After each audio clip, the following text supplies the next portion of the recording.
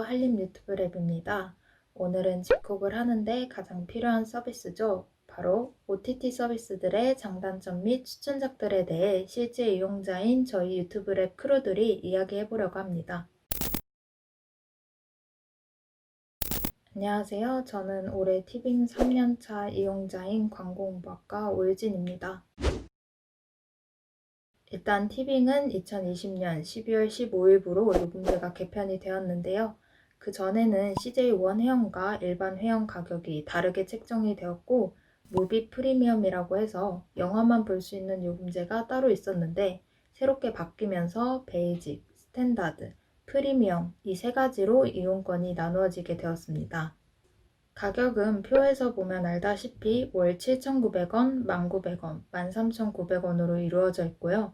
저는 이 중에서 프리미엄을 선택해 이용하고 있습니다. 아무래도 해상도도 그렇고 4명이 이용할 수 있으니까 가족들과 나눠서 보기에 정말 좋더라고요. 여러분들도 각 이용권마다 해상도나 동시 접속 가능 인원이 다르다 보니까 상황에 맞게 이용권을 선택하시면 좋을 것 같습니다. 그럼 이번엔 티빙의 장점에 대해 이야기해 보겠습니다.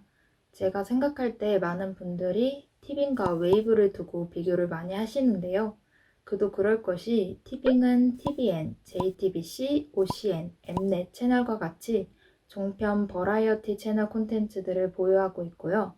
웨이브는 KBS, SBS, MBC와 같이 공중파 방송의 콘텐츠들을 보유하고 있습니다.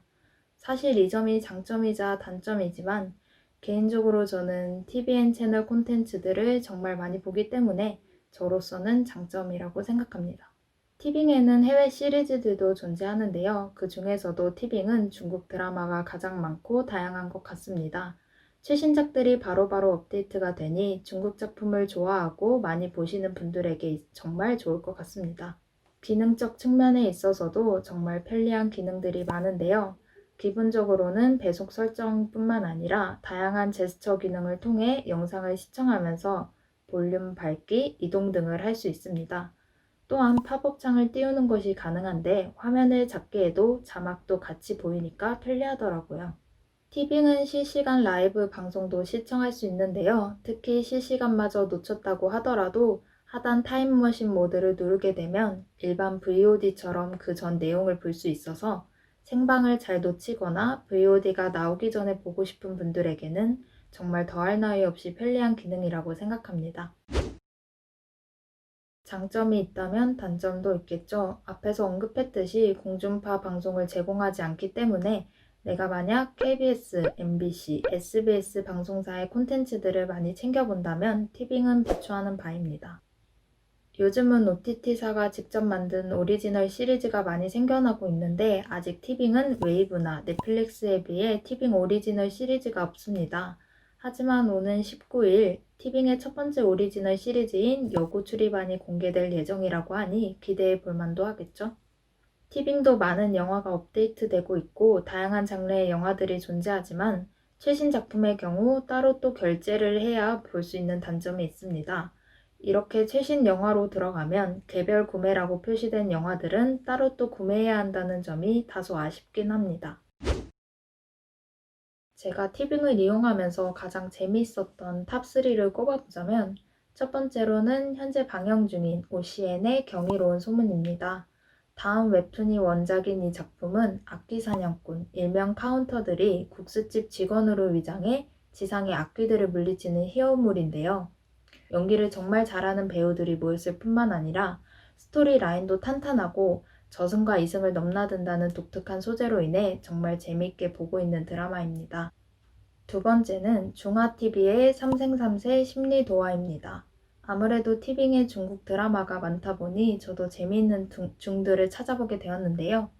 제목 그대로 세 번의 삶을 사는 두 주인공들의 얽히고 설킨 이야기로 실제로 많은 분들이 인생 중드라고 할 정도로 다 보면 여운이 남을 뿐만 아니라 중국의 어마어마한 스케일 때문인지 등장인물도 많이 등장하고 회차도 58회에 달하기 때문에 이번 겨울방학에 정주행하시면 정말 좋을 것 같습니다. 마지막으로 소개해드릴 작품은 TVN의 신서유기 시리즈입니다. 제가 정말 재미있게 보는 예능 중 하나인데요. 벌써 신서유기 시리즈가 8까지 나올 만큼 시리즈가 정말 많더라고요. 저는 가끔 옛날 시리즈가 생각날 때나 볼 게 없을 때 틀어놓고 딴짓하는 경우가 있는데요. 티빙에서는 신서유기 첫 번째 시리즈뿐만 아니라 외전편들도 볼 수 있어서 재미있게 보고 있습니다. 안녕하세요. 저는 왓챠플레이를 애용 중인 디지털 미디어 컨텐츠 전공 안은수입니다. 우선 왓챠플레이는 간단하게 두 가지의 요금제를 가지고 있습니다.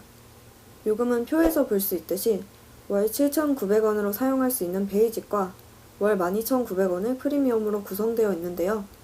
그중 프리미엄은 4K의 화질을 지원하며 5개의 영상만을 저장할 수 있는 베이직과 달리 무려 100개의 영상을 다운로드하여 저장할 수 있습니다.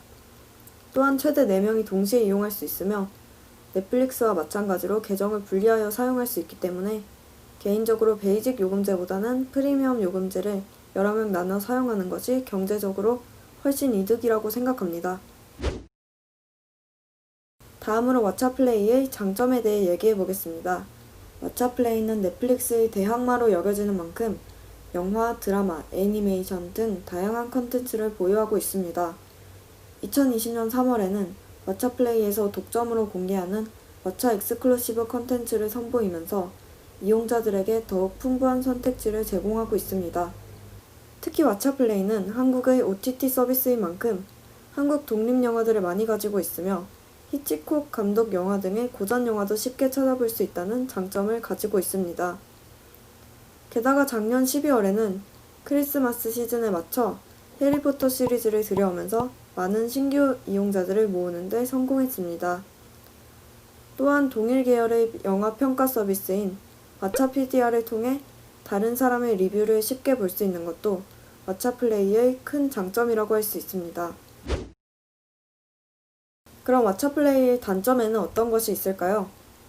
왓챠플레이는 앞에서 언급했듯이 다양한 컨텐츠를 보유하고 있지만 동일 서비스인 넷플릭스에 비해 적은 수의 해외 드라마가 제공되고 있습니다. 그렇기 때문에 다양한 해외 드라마를 보기 위해서는 결국 타 서비스를 함께 이용할 수밖에 없다는 단점이 존재합니다. 또한 자막 오역에 대한 불만도 다수 존재합니다. 이외에는 크게 불편함을 느낀 적 없기 때문에 단점은 여기서 마치도록 하겠습니다. 제가 왓챠플레이를 이용하면서 가장 재미있었던 작품 3가지를 말씀드리면 첫 번째는 바로 일본 드라마 언내추럴입니다. 언내추럴은 부자연스럽게 죽은 시체를 조사하는 부자연사 규명연구소 UDI의 이야기를 담고 있는 미스터리 의학 드라마입니다. 제가 평소에 미스터리 스릴러 장르를 많이 보기도 하고 이시하라 사토미 배우를 정말 좋아하기 때문에 보게 되었는데 생각보다 스토리 라인이 재미있더라고요. 특히 기존 일본 드라마보다 여성 캐릭터를 입체적으로 묘사하고 있기 때문에 흥미롭게 보았던 작품입니다. 두 번째는 왓챠 엑스클루시브 작품인 Why Women Kill입니다. Why Women Kill은 각자 다른 시대에 살고 있는 3명의 여성이 왜 남편을 죽이게 되었는지에 대한 내용을 담고 있는 드라마입니다. 여러 시대의 이야기가 번갈아 등장하기 때문에 각 시대상을 구현한 화면을 보는 재미가 있고 저는 그 중에서 1960년대의 주인공 베스앤의 이야기가 가장 재미있었습니다. 결말 부분이 조금 빈약하다는 느낌은 있으나 스토리가 흥미진진하여 추천드립니다.